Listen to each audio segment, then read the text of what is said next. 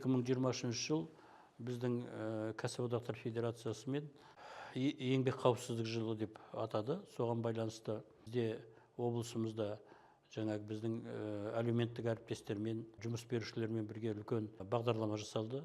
Сол бағдарламаны іске асыру үшін үлкен жұмыс тобы құрылды. Бұл үлкен жұмыс тобы жаңағы облыстағы үш жақты комиссия. Үш жақты комиссияда 2023 жылы осы еңбек қауіпсіздігі 9 рет қаралып, әр кәсіпорынның жағдайы белгіленді. Өйткені біздің Шығыс Қазақстан өнеркәсіптік облыс, соған байланысты мына еңбек қауіпсіздігіне өте үлкен көңіл бөлінді. Соның аясында бірге істелген жұмыстардың аясында жаңағы еңбек қауіпсіздігі 34%-ға азайды.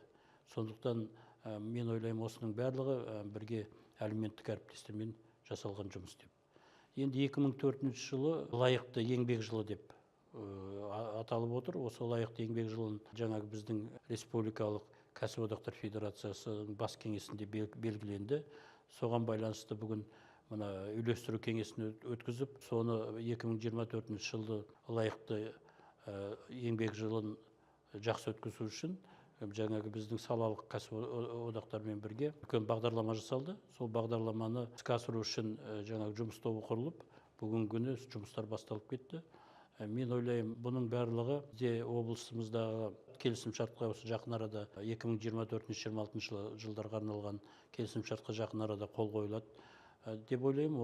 Оған біздің жаңағы мемлекеттік органдар, соның кейін жұмыс берушілер мен кәсіподақтардың арасында осыған байланысты келісімшартта барлық істелетін жұмыстар қаралып, белгіленіп, сол біздің әлеуметтік әріптестермен бірге сол облыстық шарттың орындалуын біз бақылауға алып отырамыз. Келетін болсақ, былтырғы жылы 104 жаңағы қауіпсіздік есебдейміз өтті. Сонда 114 адам еңбек жарақатын алды.